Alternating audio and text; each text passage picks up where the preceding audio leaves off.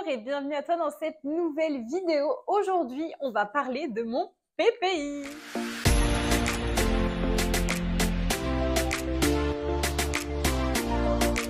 Comme tu le sais, je suis en formation à l'école des avocats. Donc pour te situer un petit peu, l'école des avocats, elle se divise en 3 cycles.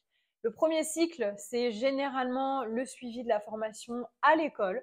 Donc vraiment, on a des cours en déontologie. Si tu veux avoir plus d'informations, n'hésite pas à suivre mes vlogs parce que franchement, je vous filme tout. Ensuite, il y a une autre période de 6 mois où on va faire un stage qui s'appelle PPI. Alors PPI, en gros, c'est un stage qu'on doit effectuer en dehors d'un cabinet d'avocat pour un peu comprendre le métier de juriste en fait et de pouvoir se projeter dans dans un exercice professionnel différent. Et enfin, on a le stage final qui est un stage aussi très important et qui lui se fait en cabinet d'avocat et qui découle généralement par une collaboration. C'est pas le cas tout le temps.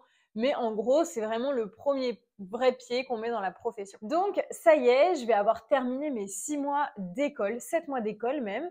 C'est bientôt terminé puisque je termine au mois de juillet. Pour rappel, j'ai suivi la formation à l'école des avocats en alternance pendant 4 mois. En même temps, j'étais en cabinet d'avocat. Donc, encore une fois, tout ça, c'est directement dans mes vlogs. Donc, si tu veux vraiment plus d'informations, n'hésite pas à aller les regarder. Et en septembre, on commence notre PPI, sachant que les 3 périodes dont je t'ai parlé, hormis le stage final qui se situe tout le temps à la fin de la formation, les 2 autres périodes peuvent s'échanger en fonction des écoles. Mais à l'école des avocats de Lyon, on est école, PPI, stage final. Voilà comment ça se passe. Durant le PPI, on a également la possibilité de suivre une formation. On peut s'inscrire à la fac, faire un Master 2 pour ceux qui n'ont pas de Master 2. Par exemple, me concernant, puisque j'ai réussi le CRFPA avec un Master 1, j'aurais pu me dire je vais compléter avec un Master 2, ce que je n'ai pas fait. Et ensuite, on a la possibilité sinon de faire un stage, tout simplement. Quand on fait le choix de suivre une formation Master ou en école de commerce pendant la période de PPI, ça retarde en fait notre stage final puisque généralement le diplôme se prépare sur une année complète. Donc c'est un PPI qui dure 1 an et pas 6 mois, donc ça décale un peu le tout. Comment ça se passe concrètement, je ne sais pas tout parce que j'ai pas fait ce choix-là. Mais en tout cas, il y a certaines écoles qui mettent en place cette disposition, cette disponibilité-là pour les étudiants, leur permettant ainsi de compléter leur formation. Il y a également des écoles avocats qui commencent la première période en PPI. Comme ça permet aux étudiants qui ont passé le CRFPA au mois de septembre et qui étaient en même temps en master, de finir leur master pendant leur période de PPI pour ensuite continuer à l'école. Enfin bref, il y a différentes formules qui sont possibles. Renseignez-vous auprès de vos écoles d'avocats pour savoir ce que vous pouvez faire. Mais me concernant, j'ai fait le choix de faire un stage dans une entreprise. Alors c'est vrai qu'il a fallu que je fasse pas mal de candidatures pour trouver mon stage PPI. Et actuellement, pour te situer un peu, je suis un peu dans le flou total. En tout cas, c'était le cas il y a quelques semaines de ça, puisque Gabrielle va être diplômée à partir du mois de septembre, que moi, je commence mon PPI en septembre et que du coup, on commence à se dire qu'est-ce qu'on fait de notre vie, où est-ce qu'on va, sachant que Gabrielle a des opportunités professionnelles qui ne sont pas à Lyon. Donc, c'est vrai que me concernant, dans l'idée au départ, c'était rester sur Lyon. Et puis ensuite, je me suis dit, en fait, peut-être pas, parce que si Gabrielle est obligée de bouger, le but, c'est pas qu'on soit séparés pendant X mois. Donc, pour trouver un stage PPI quand on sait pas où est-ce qu'on va, c'est pas forcément le plus évident pour moi. Et c'était aussi une question qui me trottait dans la tête de savoir quel genre de mission, en fait, je voulais faire. Et me concernant, mon CV est assez particulier. C'est vrai que j'ai candidaté dans des gros groupes qui ont beaucoup aimé mon profil. C'est vrai que j'ai été contactée par des gros groupes, on va pas se mentir, parce que le fait que je sois chef d'entreprise, également élève avocate et que j'ai réussi le CRFPA en Master 1, ça fait partie des critères qui a énormément plu en fait à pas mal de gros groupes, et bien ça m'a ouvert des portes, mais en même temps ça a créé un peu une espèce de malaise, enfin moi c'est comme ça que je l'ai ressenti, sur le fait de est-ce que je vais réussir à faire mon stage, en même temps gérer mes sociétés et en même temps les compétences que j'ai développées avec mes sociétés, à savoir créer du réseau social, créer du contenu, tout l'aspect marketing, tout le côté chef d'entreprise. Ce sont des compétences qu'on n'apprend pas du tout à la fac de droit, qui sont des compétences importantes et je pense quand même assez essentielles, parce qu'en fait, ça démontre une certaine autonomie de la personne. Non pas qu'on va avoir besoin de moi pour créer du contenu dans telle ou telle boîte, mais parce que ça permet de montrer que bah, le candidat, en fait, c'est quelqu'un qui sait se débrouiller, c'est quelqu'un qui a de l'idée, c'est quelqu'un qui a des projets, c'est quelqu'un qui a de l'ambition, c'est quelqu'un qui est autonome, enfin bref. Ça démontre pas mal de qualités, c'est ce qui m'a été en tout cas remonté. Mais c'est vrai que bah, mon profil est assez atypique, donc il attire en premier abord.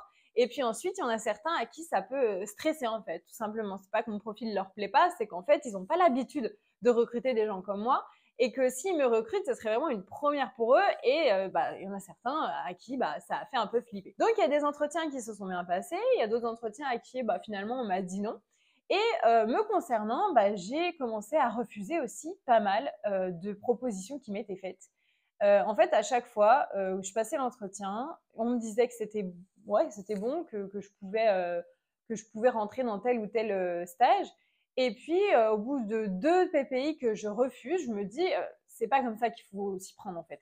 C'est pas la peine de passer des entretiens, de prendre du temps aux gens et de me prendre du temps à moi pour finalement après dire non parce que ça me plaît pas en termes de géolocalisation, parce que l'émission ça me plaît pas, parce que finalement je me sens pas très à l'aise. Je veux dire, le but c'est pas de perdre du temps, mais c'est de savoir un petit peu ce que j'ai envie. Et il m'a fallu pas mal de temps pour réfléchir à ce dont j'avais envie, parce qu'au début, en janvier, pour tout vous dire, mon objectif c'était de faire un stage PPI dans une institution comme par exemple la CNIL, voilà, enfin des institutions un peu grandes comme ça m'intéressait. Et puis, au fur et à mesure des mois, je me suis dit, ouais, non, mais en fait, c'est pas tout à fait ça que je recherche non plus. Et j'étais un petit peu, ouais, pas déprimée, mais j'étais un peu pensif par rapport à mon PPI. Parce que je n'arrivais pas à savoir dans quoi j'allais m'épanouir pendant 6 mois, quel genre de compétences je voulais développer. Sachant que me concernant, j'ai quand même bah, pas mal de petites compétences, mais c'est vrai que bah, un PPI, ça permet bah, d'aller chercher des choses qu'on n'a pas forcément aussi l'habitude de développer. De la même manière qu'il y a des étudiants qui vont aller faire une formation dans une école de commerce pendant leur PPI pour justement compléter leur formation d'avocat avec des compétences commerce. Enfin, moi, je trouve ça très intelligent, très intéressant. Et du coup, bah, c'est vrai que pour moi, c'était quelque chose qui était, ouais, qui faisait partie des choses importantes. C'est-à-dire que je veux me former aussi dans un domaine apporter des choses et en même temps apprendre beaucoup parce que c'est comme ça que je m'épanouis personnellement. Et c'est vrai que j'ai commencé à me poser des questions sur le milieu des legal tech. Les legal tech, c'est quoi? Bah, en gros, c'est des sociétés qui vont aider les entrepreneurs, généralement, à s'orienter dans toutes leurs démarches juridiques, notamment sur la création de sociétés, sur toutes les questions qui touchent au droit et qui touche notamment bah, au droit des affaires, à la création d'entreprises, mais ça peut également être dans le domaine droit social, enfin bref. C'est vraiment tout ce qu'on va trouver sur Internet, les sites hein, généralement qui réfèrent pas mal d'articles qui sont assez bien faits et qui vont permettre justement aux entrepreneurs, à des institutions, des CSE, des syndicats, et bien avoir de l'information juridique, de l'accompagnement via des plateformes qui donc s'appellent des legal tech. Bon, c'est pas une définition parfaite de la legal tech. Si vous voulez une définition parfaite, allez sur internet. Mais en gros, c'est pour vous, ouais, vous montrer un petit peu ce que c'est qu'une legal tech. Et c'est vrai que c'est un domaine qui moi me plaît parce qu'on mêle à la fois tout ce qui est médias, réseaux, parce que ça fonctionne avec les réseaux sociaux, internet, tout ça, et à la fois le droit. Et me concernant, ça fait partie des compétences que j'ai réussi à développer puisque je suis élève avocate. Et j'ai également développé en autodidacte, hein, clairement, tout l'aspect média, tout l'aspect réseau, tout l'aspect article, blog, tout ça. Je me suis dit, bah, je vais utiliser mon réseau puisque sur LinkedIn, bah, je suis assez active. Et je vais demander à mon réseau de m'aider à trouver un stage PPI dans une legal tech parce que je pense que c'est là-dedans que je vais pouvoir apporter des choses et c'est là-dedans que je vais aussi apprendre beaucoup et que ça me sera forcément utile pour ma profession plus tard. Pour encore, je tiens à rappeler que la profession d'avocat, elle est actuellement quand même en mutation. C'est une profession qui évolue, qui s'adapte vis-à-vis du temps, qui a pris du temps hein, à se développer, je trouve, en tout cas, en tout cas à s'adapter à l'ère du temps, à être présent sur les réseaux sociaux, à être présent sur Internet, etc. Ça se développe de plus en plus, heureusement d'ailleurs, et ça se démocratise. Donc, c'est vrai que ce sont des compétences qui, pour moi, sont essentielles, que j'ai déjà en support, mais que j'aimerais bien encore plus développer pour mon exercice futur. Et donc j'ai partagé mon CV et en fait ça a super bien marché, ça a fait vraiment l'effet boule de neige. J'ai eu je sais pas combien de partages, de likes, etc. Sachant qu'un like sur LinkedIn a le pouvoir d'un partage, comme si on partageait vraiment l'information à sa propre communauté. Donc ça a vraiment gravité partout et là j'ai reçu vraiment beaucoup de propositions pour travailler dans des legal tech. Donc j'ai eu vraiment le choix, pour le coup, je ne vais pas me le cacher, je veux dire tout le travail que j'ai mené depuis 3 ans, tout le combat que je mène au quotidien pour avoir ma place et pour continuer le travail que je fais sur les réseaux sociaux, n'empêche que ça paye parce que là, pour ma recherche de PPI, en tout cas dans les legal tech, ça a extrêmement bien marché. J'ai passé 3-4 entretiens dans des legal tech qui m'ont prise. Et, j'avais en plus de ça proposé en tout cas certaines conditions, on avait pas mal échangé, etc. Mais c'est vrai qu'il y a eu un échange que j'ai eu, un entretien qui m'a particulièrement touchée, plus marquée, je sais pas, c'est une question d'énergie, souriant, good vibes, écoute, posé, on n'est pas là pour me piéger, enfin je me suis sentie très à l'aise dans la discussion et mon cœur a tout de suite basculé en tout cas pour cette legal tech que je connaissais moi à titre de chef d'entreprise puisque en tant que chef d'entreprise c'est vrai que les legal tech je les ai pas mal utilisés, que ce soit dans la création de mes sociétés mais même pour avoir juste l'information sur je sais pas comment faire ses statuts, quelle forme juridique choisir, enfin voilà c'est notamment une legal tech dans laquelle je me suis pas mal inspirée pour en tout cas mener certaines réflexions en tant que chef d'entreprise.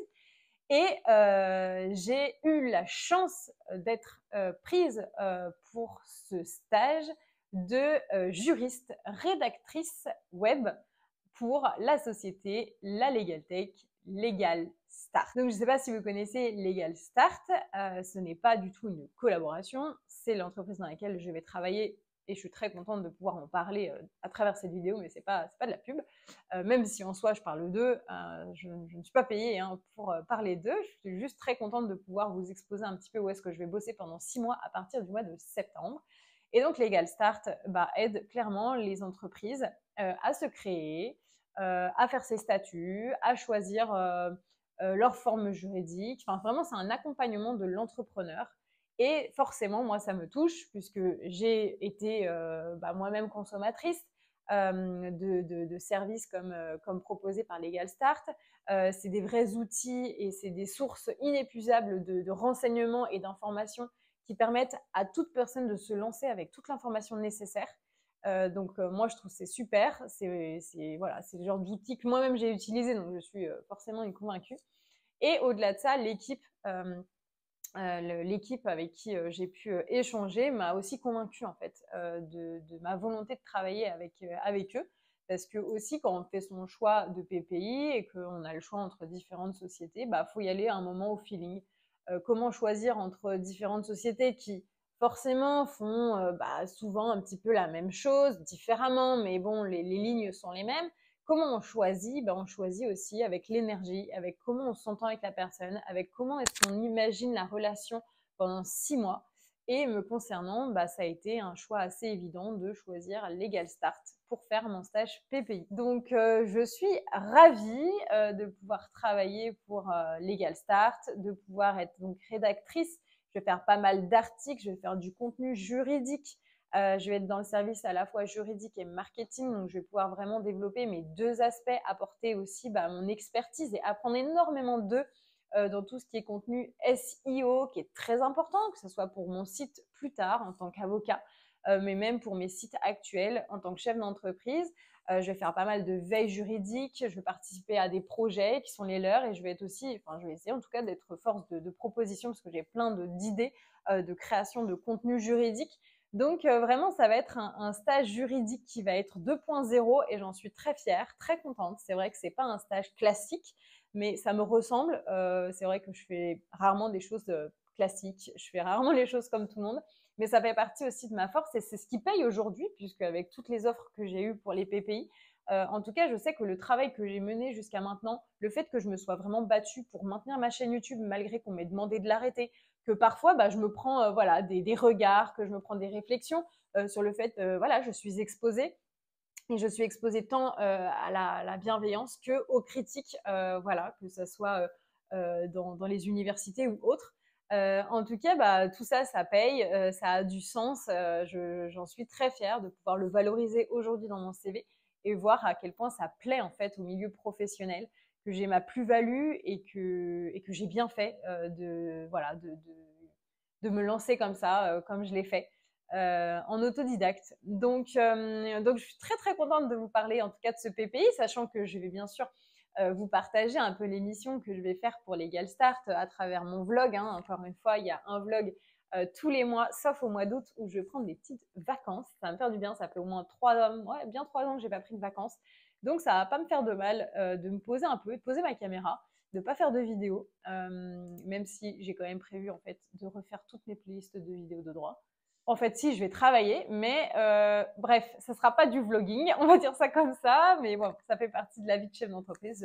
On travaille beaucoup, mais on fait ce qu'on aime, donc c'est le principal. Mais voilà, en tout cas, vous allez suivre mon stage PPI également à travers mes vlogs de septembre, octobre, novembre et décembre. Donc voilà, j'en suis vraiment ravie. Si tu es élève avocat, n'hésite pas à me dire aussi si tu as trouvé ton PPI, si tu as besoin d'aide. Moi, les conseils que je peux vous donner pour trouver vos PPI, c'est d'utiliser LinkedIn, partagez vos CV, faites des recherches aussi directement sur le module offre d'emploi de LinkedIn. Ça marche très bien. Voilà, préparez votre petit profil LinkedIn très simple. Vous mettez une photo très simple avec votre CV.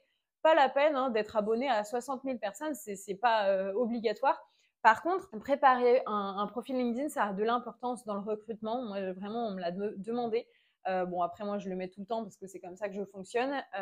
Faut pas hésiter non plus à, voilà, si vous trouvez une offre qui vous intéresse ou une entreprise qui vous intéresse, aller chercher le directeur des ressources humaines, l'ajouter sur LinkedIn et ensuite lui envoyer un message privé. Enfin, n'hésitez pas à faire les choses un peu au culot parce que ça a de l'importance, notamment pour Legal Start me concernant. En tout cas, c'est vrai que j'ai contacté la personne qui était en charge du recrutement directement également sur LinkedIn parce que j'avais vraiment envie qu'elle voie mon CV et qu'on puisse échanger. Enfin, il faut y aller vraiment au culot. Dans la vie, c'est comme ça que ça fonctionne aussi. Voilà, c'est ce conseil que je peux vous donner. Il y a également pas mal de sites, bah, vous les voyez de toute manière sur Internet, hein, qui référencent pas mal d'offres de stage PPI.